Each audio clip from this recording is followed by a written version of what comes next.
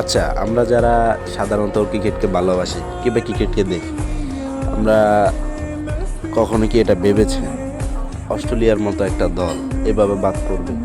তারা যাচাই পর্ব থেকে বাদ পড়বে, এটা একটা ভাবতে তো কেমন লাগে।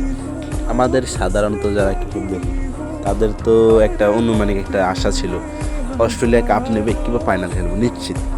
তবে অস্ট্রেলিয়ার মতো একটা দল বাছাই পর্ব থেকে বাদ পড়বে, এটা আসলে ভাবাটাও তো কিরকম একটা বোকাই মনে হয়। অস্ট্রেলিয়া হঠাৎ এরকম শেষ টি-20 বিশ্বকাপের আগে পাকিস্তানের সাথে ওয়াশ ওয়াশ একটা কেমন যেন হয়ে গেল বিষয়টা।